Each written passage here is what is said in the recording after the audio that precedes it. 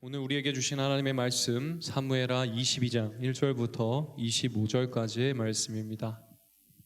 사무엘하 22장 1절부터 25절까지의 말씀입니다.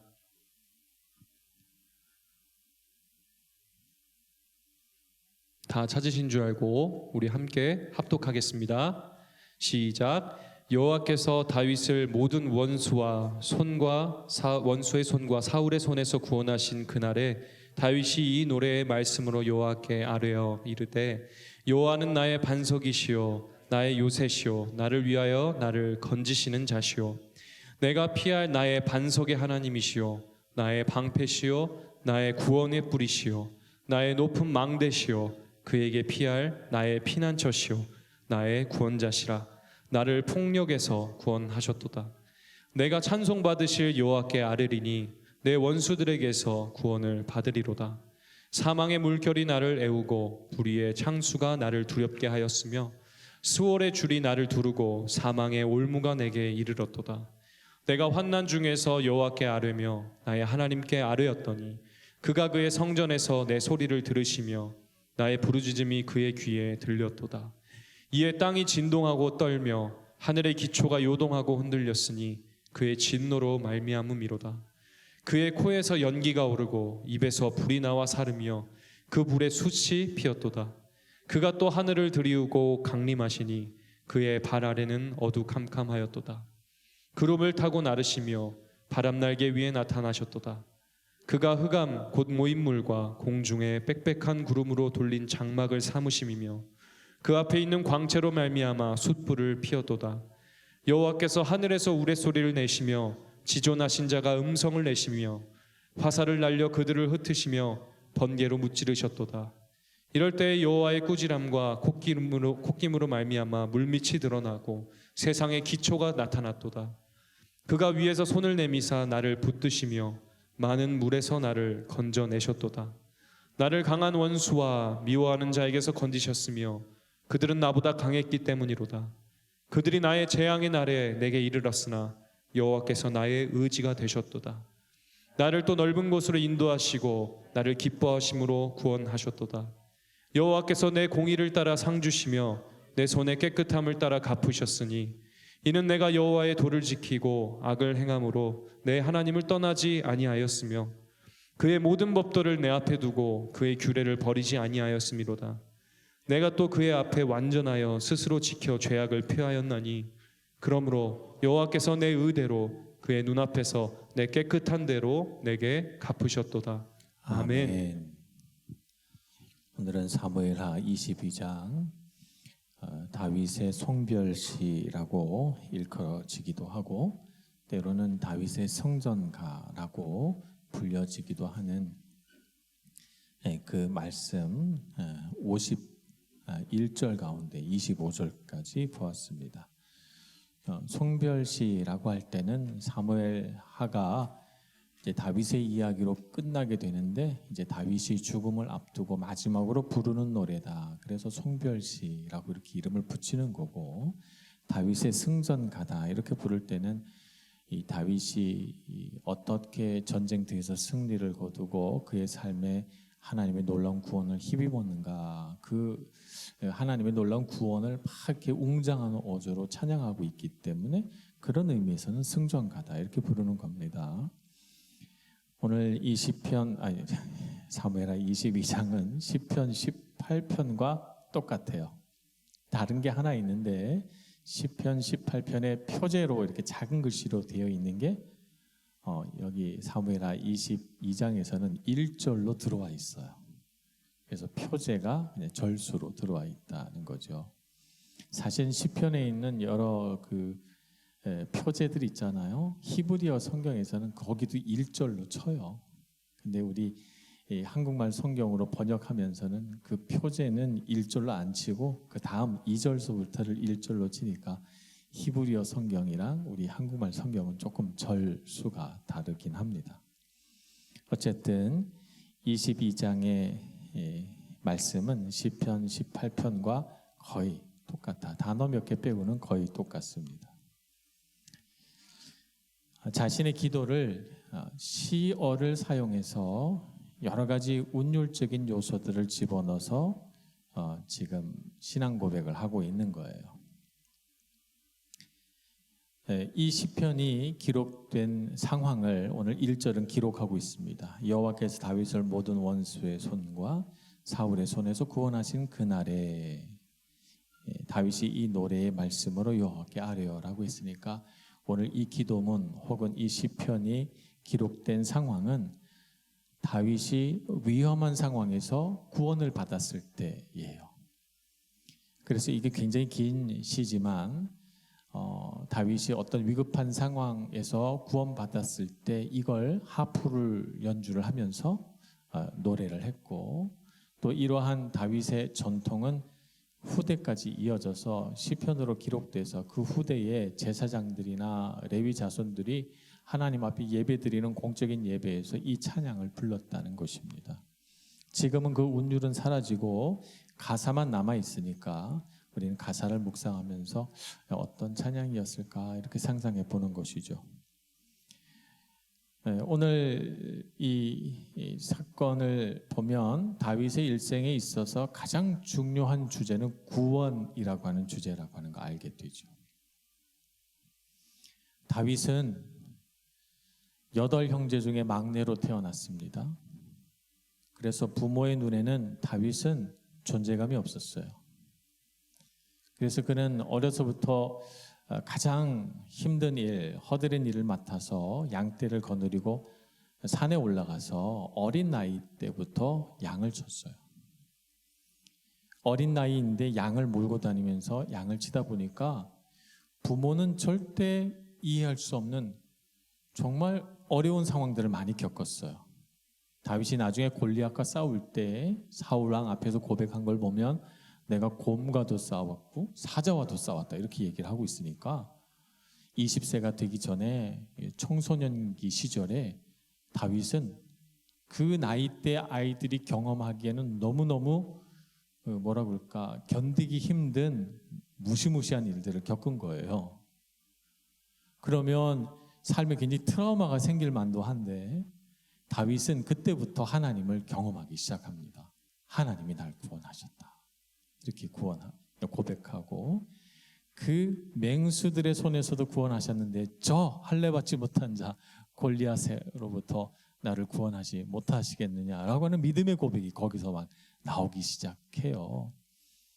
그래서 다윗의 삶에 있어서 하나님을 하나의 주제로 정의한다면 구원하시는 하나님이세요. 위급한 상황에서 구원하시는 하나님.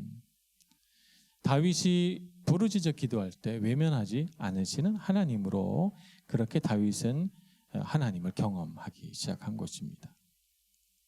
그래서 오늘 사무엘하 22장 시편 18편의 말씀을 보면 어떻게 이 시편이 기록됐는지를 우리가 알 수가 있어요. 7절에 보면 내가 환난 중에서 여호와께 아뢰며 나의 하나님께 아뢰었더니 그가 그의 성전에서 내 소리를 들으시며 나의 부르짖음이 그의 귀에 들렸도다 하고 했어요.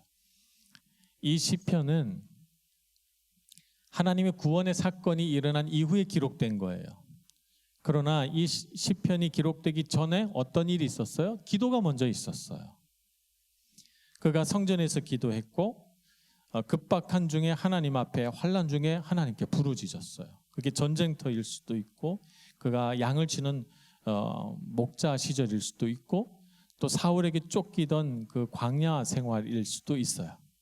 어떤 상황이든지 그가 급박한 중에는 하나님께 막 생각나는 대로 하나님 구원해 달라고 하나님이 나의 피난처고 내 요새가 되어 달라고 기도했어요.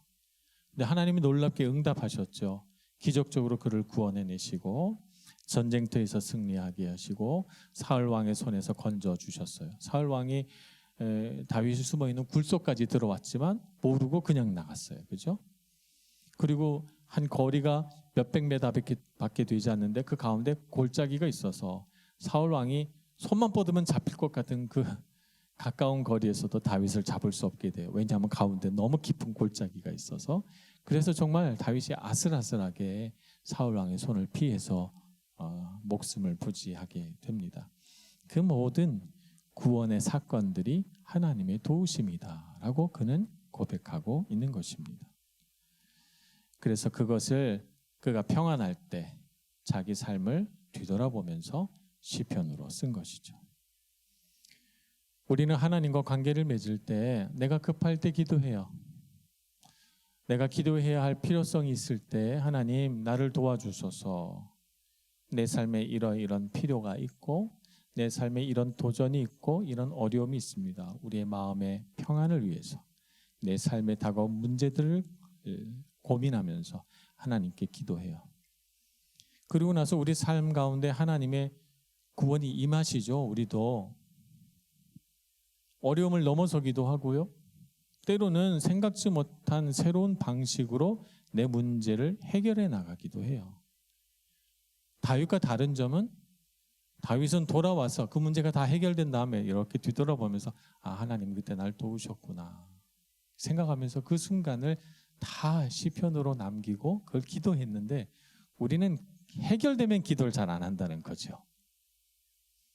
그래서 우리가 다윗에게서 배워야 할 것은 뭐냐면 하나님의 놀라운 은혜를 경험한 다음에 그것을 마음에 품고 기도하자는 것입니다. 어떻게? 하나님께 감사하는 기도, 하나님께 찬양하는 기도. 이 모든 과정을 통해서 내가 경험한 하나님을 고백하는 기도. 하나님은 나의 반석이시고 하나님 나의 요새십니다. 사람들은 바위 위에 성을 짓고 높은 나무를 세워서 요새를 짓지만 주님은 저의 요새십니다. 나는 그런 수고를 하지 않지만 하나님이 보이지 않는 나의 요새가 되어주시고 피난처가 되어주셔서 제가 오늘 여기까지 살아왔습니다. 참으로 주님은 나의 구원의 반석이십니다. 이렇게 고백할 수 있어야 돼요. 다윗이 이 은유법을 사용해서 하나님은 무엇이다 이렇게 표현을 하고 있어요. 그죠? 그래서 이렇게 줄줄이 설명하는 것보다 하나님은 나의 반석이시오 나의 산성이시오 이렇게 하는 것이 우리에게 훨씬 더 이해가 쉬워요. 그래서 우리가 이런 표현 방법을 사용해서 우리도 하나님을 다양하게 찬양할 수 있을 것 같아요. 하나님은 나의 인도자이십니다. 하나님은 나를 가르치시는 선생이십니다. 하나님은 나의 선생이시니 나를 지혜롭게 하시고 하나님은 나의 인도자시니 내 갈 길을 주님께서 인도하시고 이렇게 우리가 우리 언어로 얘기할 수 있어요. 하나님은 삶의 공급자시니 내 삶의 필요를 공급하시며 우리의 언어로 바꾸어서 하나님을 창조적으로 기도할 수 있다는 것이죠. 그러나 이제 우리가 만약에 그런 내 삶의 어떤 그런 고백들이 잘 생각나지 않으면 다윗의 언어를 그대로 빌어서 기도할 수도 있습니다.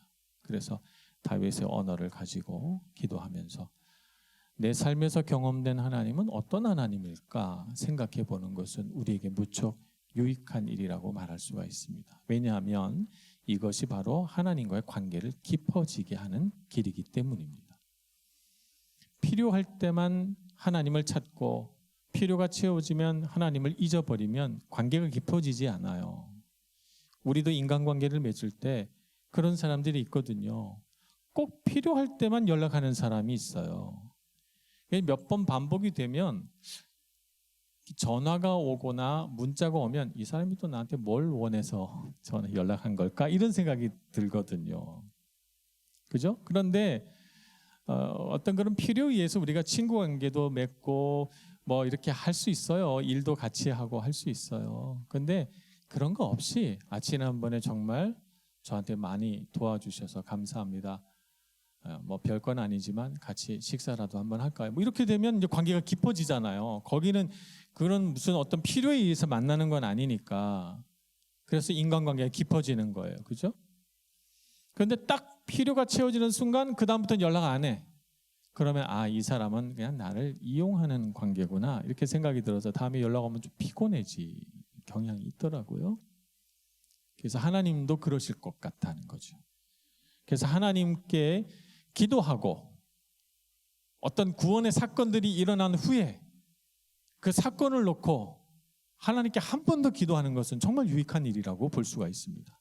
하나님과 정말 깊은 관계, 친밀한 관계를 맺는 기도이기 때문입니다.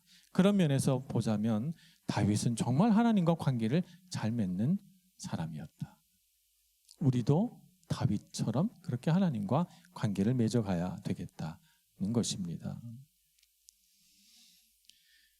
또 두 번째 우리가 여기서 배울 수 있는 것은 다윗이 여기 사무엘하 22장의 이 기도문 가운데 하나님을 묘사하는 걸 보면 굉장히 무슨 SF 영화를 그리듯이 그렇게 하나님을 그려내고 있어요. 막 코에서 콧김이 막 나오고요, 입에서 막 불이 나오고요, 그리고 스랍을 타고 하늘을 막 날아다니시는 그런 하나님, SF 영화를 보는 것 같은, 와, 하나님 도대체 다윗에게 어떤 하나님으로 보여지신 거야? 이렇게 생각을 할 수가 있습니다. 상상력을 발휘한 것이죠.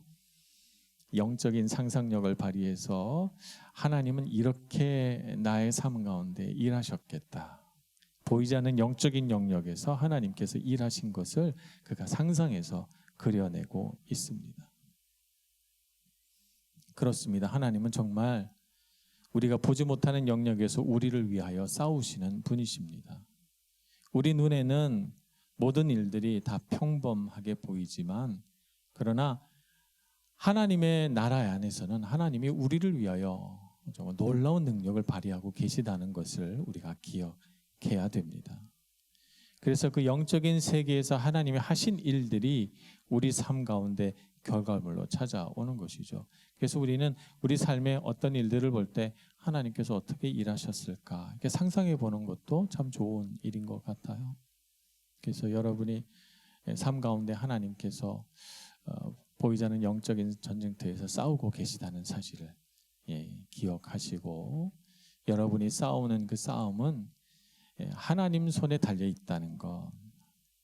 내가 이렇게 나는 능력이 부족하니까, 나는 지혜가 부족하니까 이렇게 우리가 핑계 대지 말고, 하나님이 나를 위하여 싸우시니 나는 승리할 수 있다. 이렇게 믿고 여러분의 싸움들을 싸워가야 됩니다.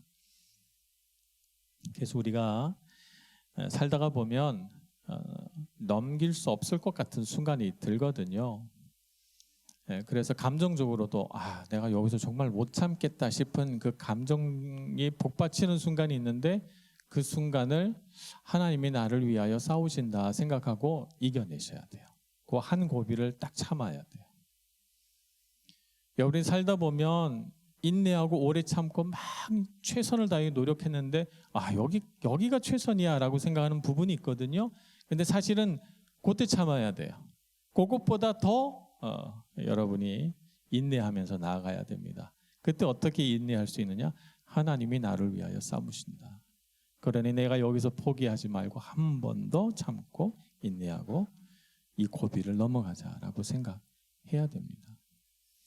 그러면 하나님께서 싸우신 그 결과를 우리가 맛볼 수 있어요.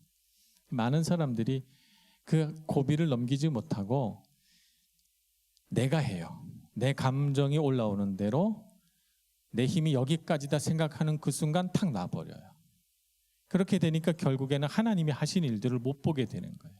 그 고비를 넘어가야 우리가 하나님이 하신 일들을 보게 되고 하나님이 하셨습니다라고 말하게 되는 거거든요. 그래야만 하나님께서 우리를 위하여 하신 일들을 우리가 경험하게 되는 것입니다. 그런데 우리가 그렇게 하지 못하면 결국 경험하게 되는 것은 나의 부족함, 나의 실수, 나의 한계만을 보게 되는 것이죠. 하나님은 우리의 힘과 지혜와 능력 너머에서 일하시는 분이시기 때문에 여러분이 삶에서 어려운 일들을 겪을 때 꼭 이 하나님을 기억하셔야 됩니다. 하나님은 나를 위해서 쉬지 않고 일하시며 포기하지 않고 싸우시는 분이시다 하는 것을 이해하시고, 하나님께서 싸우시는데, 하나님께서 포기하지 않으셨는데 내가 포기할 수 있는가? 여러분 그렇게 생각하셔야 됩니다. 그렇게 생각하시고 이겨내시는 여러분들 되시길 축복합니다. 다윗은 이렇게 하나님과 친밀한 관계가 깊어지고 하나님이 일하시기 때문에 자신의 삶에서 포기하지 않고 계속 도전하고, 그렇게 됨으로써 다윗은 그분의 성품과 능력 가운데서 자라나게 됩니다. 지금은 우리가 우리 자신을 개발할 수 있는 여러 수단들이 있어요. 여러 지식들도 있고 책들도 있고 세미나도 있고 우리가 뭐 도움을 받으려고 하면 받을 수 있는 데가 너무너무 많습니다만 다윗이 살던 시대에는 다윗을 개발해 줄 수 있는 무슨 어떤 그런 전문 기관이라고는 하나도 없었어요.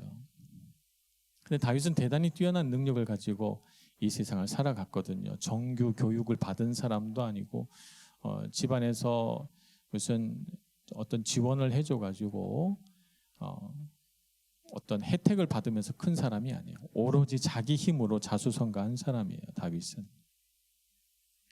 그를 교육하신 분은 누구십니까? 하나님이십니다. 하나님이 그의 성품을 다듬고 하나님이 그의 인격이 자라나게 하고 하나님 그의 삶 가운데 순종을 배우게 하시고 하나님 그의 가운데 믿음의 고백들이 있게 하시고 이 믿음의 고백들을 통해서 그가 시를 짓고 음악을 연주하면서 그 안에 주신 하나님의 그 은사와 재능들이 꼽히게 되는 것이죠. 그렇게 함으로써 하나님과 깊은 인간관계를 깊은 인격적인 관계를 맺음으로써 다윗 마음 안에 높은 자존감이 만들어지는 것입니다. 높은 자존감이 있어야 우리가 이 세상을 힘있게 살아갈 수가 있어요.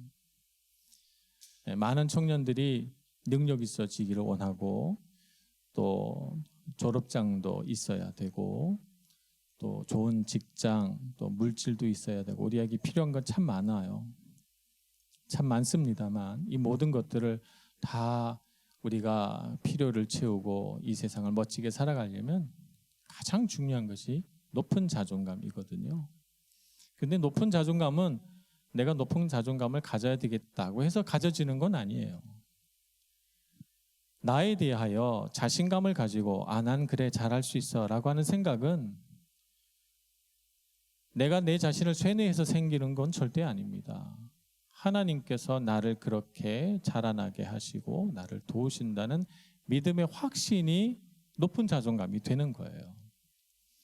그러니까 여러분 하나님께서 나와 함께 하신다, 나를 도우신다, 나를 성장시켜내신다 이렇게 생각하고 여러분의 삶 가운데 하나님을 더욱 많이 묵상해서 여러분의 성품과 인격이 자라나길 바랍니다. 그래서 여러분 자신에 대해서 좋구나 하는 생각을 가져야 되죠. 나는 참 좋구나. 하나님이 보시는 눈으로 나를 바라보면서 나는 참 좋은 사람이야 라고 생각하고 여러분 안에 그런 어떤 자기 자신에 대한 여유와 힘이 있어야 다른 사람에 대해서도 여유 있게 대하고 다른 사람들을 수용하고 용납할 수 있게 되는 것이죠. 그런데 나 자신에 대해서 그런 수용력이 부족하면 높은 자존감을 갖지 못하면 우리는 타인에 대해서도 수용하기가 어려워요. 왜냐하면 내가 나 자신도 감당하기 어려운데 어떻게 타인을 수용하겠어요. 그래서 여러분 하나님 안에서 인격과 성품이 자라나고 높은 자존감을 갖기를 소망합니다. 다윗은 그런 면에서 하나님과 깊은 관계를 맺음으로 그렇게 자라났습니다. 우리도 하나님 안에서 아름답고 성숙한 신앙인으로 자라나기를 소망합니다. 기도하겠습니다. 하나님, 우리 삶 가운데 다윗과 같은 어려움들과 위기들이 있었습니다. 그때마다 다윗을 도와주셨던 하나님께서 우리를 도우셔서 우리로 하여금 위기를 넘어서게 하시며 우리가 가진 실패와 실수를 극복하게 하시며 하나님의 놀라운 능력을 우리에게 보여주셨습니다. 주님을 찬양합니다. 우리와 함께 하신 하나님을 또 자랑하며 주님께 감사의 노래를 올려드립니다. 우리 삶 가운데 하나님을 더욱 깊이 경험할 수 있게 해주시고 크신 하나님이 나의 아버지, 나의 하나님 되어서 우리 마음 안에 흔들림 없는 믿음의 확신 생겨나게 해 주옵소서. 예수님의 이름으로 기도합니다. 아멘.